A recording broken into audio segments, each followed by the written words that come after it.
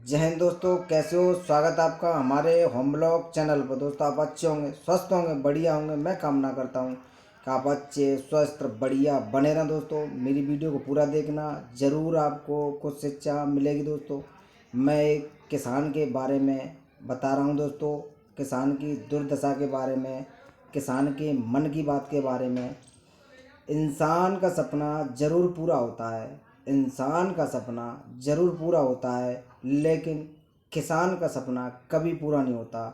किसान का सपना कभी पूरा नहीं होता।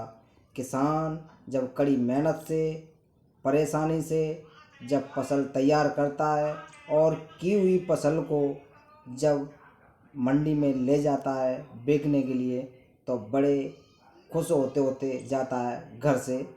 अब घर से जाते जाते बच्चों से, अपनी पत्नी से जो वादे करके जाता है वो वादे पूरे नहीं हो पाते। अपने बच्चों से कहता है कि मैं माल बेचने मंडी में जा रहा हूँ, आपके लिए नए नए कपड़े लेके आऊँगा, मिठाइयाँ भी लेके आऊँगा, फल भी लेके आऊँगा। और अपनी पत्नी से भी कहता है कि आपकी साड़ी भी बहुत पुरानी हो चुकी है और मैं आपके लिए एक नई साड़ी भी लेके आऊँगा। जब घर से जाता है, जाते जाते मंडी में पहुँचता है, जब वो अपने माल को बेचने के लिए मंडी में पहुँच जाता है और अपने माल की कीमत खुद नहीं लगा पाता, वो मजबूर होता है कि उसके माल की कीमत कोई और व्यक्ति लगा रहा है। जब माल की कीमत कोई और व्यक्ति लगा रहा है, वो एक व्यापारी होता है और व्यापारी अपने हिसाब से किसान के माल की कीमत लगाता है। माल किसान का है फिर भी अपनी कीमत खुद नहीं लगा पा रहा और कोई व्यक्ति व्यापारी लगा रहा है। और जो व्यापारी जिस रेट में माल खरीदता है उस रेट में उसकी कीमत लगाता है। और कीमत लगाने के बाद जब किसान को पैसा देता है और पेमेंट करता है, तब किसान उस पेमेंट में से कुछ दवाइयाँ भी लेके आनी है उसको, और कुछ मज़दूरों को भी पैसा देना है, और अरे हाँ, बिजली का बिल भी जमा करना है। इन सब बिजली के बिल में, दवाइयों में, मज़दूरों में किसान का सारा पैसा चला गया।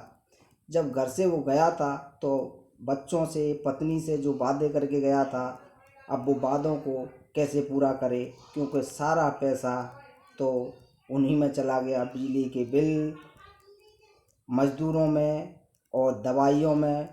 अब घर वापस लौट के आता है तो बच्चे घर के सामने खड़े हैं, बोलते हैं कि पिताजी पिताजी, और बच्चे लिपट गए पिताजी से और कहने लगे कि हमारे नए कपड़े, मिठाइयाँ, फल लेके आए हैं ना पिताजी, क्या है हमारे वो। लेकिन पिताजी क्या कहे, पिताजी समझ चुका था कि बच्चों को क्या कहा जाए। तो बच्चों से पिताजी ने कहा, अरे नहीं, बाज़ार में अच्छे कपड़े नहीं थे, और जब अच्छे आ जाएंगे, जब लेके आएंगे।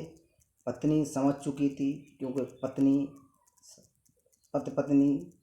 समझ चुकी थी, पत्नी समझ चुकी थी कि पति की दुर्दशा क्या है। और आज माल हमारा मंडी में सही भाव से नहीं बिका, तो भाई पत्नी तो समझ गई, लेकिन बच्चों को कौन समझाए।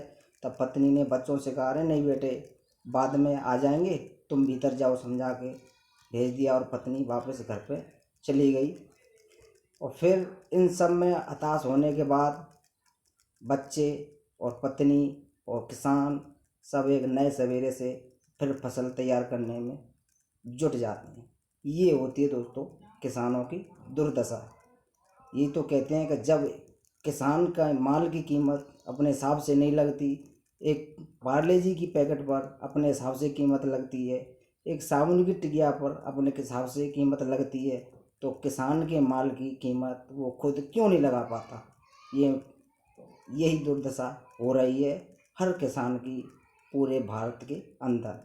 जय हिंद दोस्तों, जय हिंद साथियों।